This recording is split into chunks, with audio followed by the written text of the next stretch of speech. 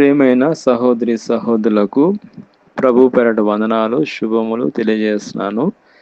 అందరు బాగున్నారా? మీ అందరి గురించి ప్రార్థన చేస్తూ వస్తున్నాము. మీరు ఎవరైనా కొత్తగా ఛానల్ చూస్తున్నట్లయితే దయచేసి సబ్స్క్రైబ్ చేసుకోండి. అదేవిధంగా ఇతరులకు కూడా తెలియజేయండి. ఈరోజు మనం దేవుని వాక్యంలో నుంచి దేవుడు మంచివాడు, దేవుడి వాక్యంలో చూసినట్లయితే కీర్తన గ్రంథము 107వ కీర్తన 1వ వచనంలో యెహోవా మంచివాడు, ఆయనకి కృతజ్ఞతాస్తుతులు చెల్లించుడి, ఆయన కృప నిరంతరం ఉండును. ఇక్కడ యెహోవా మంచివాడు, ఆయన ఒక్కడే అండి మంచివాడు. మనము ఉదాహరణ చూసుకున్నట్టయితే ప్రపంచంలో అనేకమైన దేశాలు ఉన్నాయి. ఒక్కొక్క దేశం ఒక్కొక్క దానికి ప్రత్యేకమైనది. మన దేశం చూసినట్టయితే వ్యవసాయానికి బాగా ఫేమస్ అండి.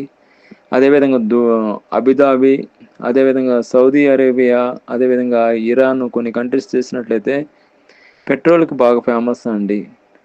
అక్కడ చాలా విరిగా పెట్రోల్ దొరుకుతుంది. అదేవిధంగా మనం చూసుకుంటే మంచితనం అనేది అది దేవుడి నుంచే వస్తుందండి, ఇంకెక్కడి నుంచి రాదండి. మంచితనం అంటే దేవుడే గుర్తు రావాలి. మంచితనం అంటే దేవుడి నుంచే మనకు వస్తుంది మంచితనం. అదేవిధంగా మనం చూసుకున్నట్లయితే మనలో ఏం మంచిది లేదు, కానీ దేవుడే మనకు మంచితనంతో నింపి ఆయన మంచితనం మనకిచ్చాడు కాబట్టి మనం మంచితనంగా ఉన్నాం. రోమీయులకు రాసిన పత్రిక 3వ అధ్యాయం 11వ వచనంలో నీతిమంతుడు లేడు, ఒకడును లేడు, గ్రహింపువాడు ఎవడును లేడును, దేవుని వెతుకువాడు ఎవడును లేడును. అంటే నీతిమంతుడే లేడు, నీతిమంతుడు ఒక్కడు లేడు, గ్రహించేవాడు ఎవడో లేడు, వెతుకువాడేవాడో లేడు. అంటే దేవుణ్ణి వెతికేవాడు ఎవరు లేరండి. నీతిమంతుడు ఒక్కడు లేడు, కానీ ఆయన కృపను బట్టి మనం నీతిమంతుడిగా చేశాడు. ఆయన కృపను బట్టి మనం వెతికేవాడిగా చేశాడు.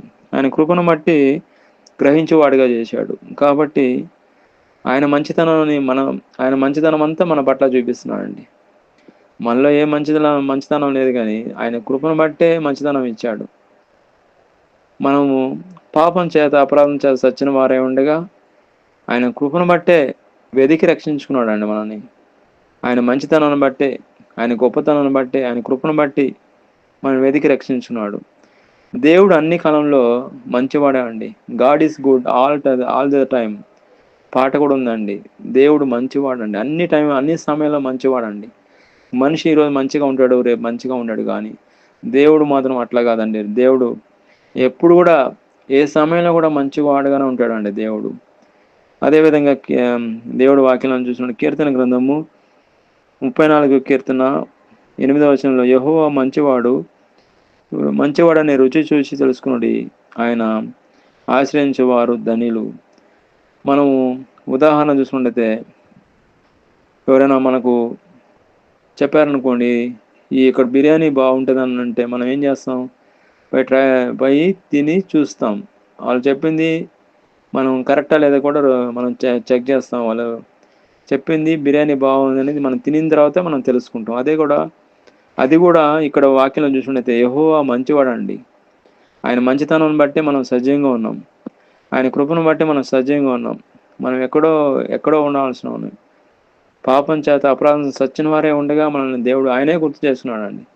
మనం ప్రేమించలేదు, కానీ దేవుడే మనల్ని ప్రేమించాడు. కాబట్టి ఆయన యెహోవా మంచివాడు, రుచి చూసి తెలుసుకుంటున్నాం. ఎవరండి ఇంతగా ప్రేమించేవాళ్ళు?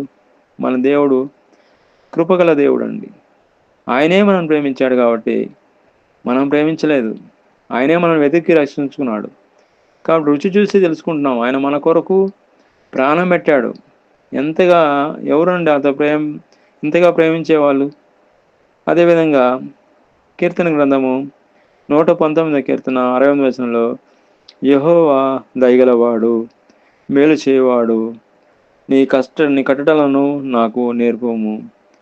యెహోవా దయగలవాడండి. ఆయన ఆయన స్వభావమే దయగలది. మేలు చేయవాడు, మేలుతో మనం తృప్తిపరుస్తా అంటున్నాడు. కాబట్టి దేవుడే మనం మేలుతో తృప్తిపరిచేవాడు. మన తల్లిదండ్రులు మన పట్ల పిల్లల పట్ల ఎంతో ప్రేమగా చూపిస్తారంటే మనకేమైనా బాగాలేకపోతే తల్లిదండ్రులు ఎంతో కష్టపడి నిద్ర కూడా మానుకొని వాళ్ళు మనకు సర్వ్ చేస్తారు, సేవ చేస్తారు మనకు బాగయ్యేంత వరకు. ఆయనంతో దేవుడు కూడా మనకు తల్లిదండ్రులు ఎంత ప్రేమగా చూపిస్తే అంతకన్నా ఎక్కువగా మన పట్ల ఆయన ఎంతో జాలి చూపిస్తాడండి.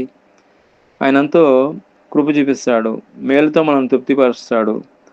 కాబట్టి మనం చూసుకున్నట్టయితే దేవుడు అన్ని విషయంలో మంచివాడండి. మన జీవితంలో చూసుకున్నట్లయితే దేవుడు మహా కృపను బట్టి, ఆయన మంచితనాన్ని బట్టి అన్ని విషయంలో దేవుడు సహాయం చేస్తూనే ఉన్నాడండి. అదేవిధంగా చూసుకున్నట్లయితే దేవుడు అత్యున్నతమైన మంచివాడు. ఆయన మంచితనం అంటే తన సృష్టికి మేలు మరియు ఆశీర్వాదాలతో తీసుకురావడమే అర్థం వస్తుందండి. దేవుడు సర్వ మంచివాడు మరియు ఆయన మంచితనం నిరంతరం ఉంటుందండి.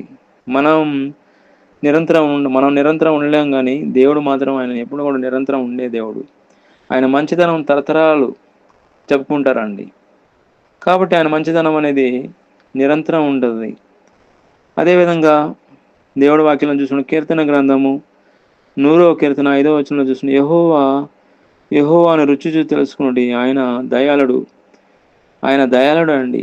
ఆయన కృప నిరంతరం ఉండదు. ఆయన మనల్ని మేలుతో తృప్తిపరుస్తా అంటున్నాడు దేవుడు. కాబట్టి దేవుడు మంచివాడండి. ఆయన మంచివాడు కాబట్టి మనం సజీవంగా ఉన్నాం.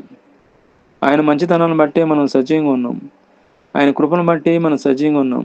ఆయన దయను బట్టి మనం సజీవంగా ఉన్నాం. ఎప్పుడో నిర్మూలం కావాల్సిన వాళ్ళం, కానీ ఆయన కృప మనం కాపాడుతూ ఉంది. కీర్తన గ్రంథము 145వ కీర్తన 9వ వచనంలో యెహోవా అందరికీ ఉపకారి, ఆయన కృపా కటాక్షములు ఆయన సమస్త కార్యముల మీద ఉన్నవి. దేవుడు అంత మంచి దేవుడు అండి. ఆయన అందరికీ ఉపకారం చేసే దేవుడు, సహాయం చేసే దేవుడు, దయ చూపించే దేవుడు, కరుణ చూపించే దేవుడు, మంచితనం గల దేవుడు, మంచి చూపించే దేవుడు. కాబట్టి యెహోవా కృపగల దేవుడు అండి. అదేవిధంగా మనం ఇంకొక వాక్యం చూసుకుంటాము. ఆయన వాచ్యులతో ఎడతెగక నిలుచున్నది కాబట్టి మనం నిర్మూలం కాకుండా ఉన్నామండి. దేవుడి వాక్యం చూసినట్లయితే విలాప వాక్యములు 3వ అధ్యాయము 22 నుంచి 23 వచనాలు చూసినట్లయితే యెహోవా కృపగలవాడు, ఆయన వాచ్యులతో ఎడతెగక నిలుచున్నది గనక మనం నిర్మూలం కాకుండా ఉన్నాము. అనుదినం నూతనంగా ఆయనకు వాత్సల్యం పుట్టుచున్నది. నువ్వెంతైనా నమ్మదగిన వాడు. నిర్మూలం కాకపోవడం మన పాపాలకు దేవుడు మనల్ని నశింపుకున్నట్లు కాపాడుతున్నాడు ప్రతిదినము. మనం ఎప్పుడో నశించిపోవాల్సిందే, కానీ ఆయన కృపను బట్టి బ్రతికిస్తున్నాడు. నిత్యమైన ప్రేమతో దేవుని కనికరము ఎప్పటికీ అంతం కాదు.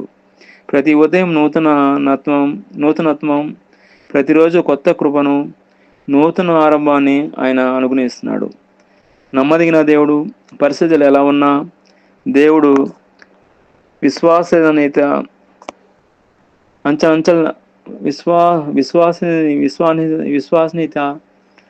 అచంచలుగా చూపిస్తున్నాడండి మనపై. దేవుడు ప్రేమ ఎల్లప్పుడూ గొప్పది. ఆయన కరుణ ఎప్పుడు విపులము కాదు. ఆయన మన పట్ల ప్రేమను బట్టి మనం నాశనం కాకుండా ఉన్నాము. ఆయన కరుణ ఎప్పటికీ తరగదు. అది ప్రతి ఉదయం నూతనంగా పుట్టుచున్నది. కాబట్టి మనము ఆయన కృప మన పట్ల చూపిస్తున్నాడు కాబట్టి, ఆయన వాత్సల్యత మన పట్ల చూపిస్తున్నాడు కాబట్టి మనం నిర్మూలం కాకుండా ఉన్నామండి.